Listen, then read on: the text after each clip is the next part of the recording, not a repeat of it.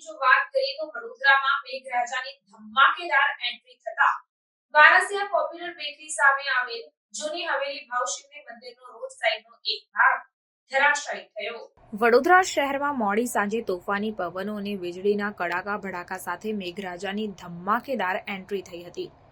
તોફાની પવન અને વરસાદને પગલે વહેલી સવારે વારસિયા પોપ્યુલર બેકરી સામે આવેલ જૂની હવેલી ભાવશિંદે મંદિરનો રોડ સાઈડનો એક ભાગ ધરાશાયી થયો હતો। સદનસીબે વહેલી સવારે આ ઘટના બનતા મોટી દુર્ઘટના થતા ટળી હતી। નોંધનીય છે કે પાલિકા દ્વારા આ હવેલી સહિત 4000 જેટલી જર્જરિત ઇમારતોને નિર્ભયતાની નોટિસ આપી પોતાની સેફ સાઇટ કરી દેવામાં આવી છે। અસહ્ય ગરમી અને ઉકળાટ બાદ ગત મોડી સાંજે વાવાઝોડા સાથે મેઘરાજાની પધરામણી થઈ છે। પ્રથમ એન્ટ્રીમાં જ શહેરમાં ઠેર ઠેર વૃક્ષો ધરાશાયી થયા, હોર્ડિંગ્સ તૂટી પડવાના બનાવો પણ બન્યા હતા। જ્યારે અકોટામાં એક વૃદ્ધનું વીજળી પડવાથી મોત અને એક મહિલાને સામાન્ય ઈજા પહોંચી હતી।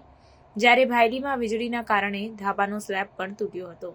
ત્યારે જૂની જર્જરિત ઇમારતો જેને નિર્ભયતા વિભાગે નોટિસ આપવા છતાં પણ હજી આવી મિલકતોને ઉતારી લેવામાં આવી નથી। આ પૈકી વારસિયામાં આવેલ ગાયકવાડી સમયની જૂની હવેલી ભાવશિંદે મંદિરનો એક ભાગ ધડાકા સાથે તૂટી પડ્યો હતો।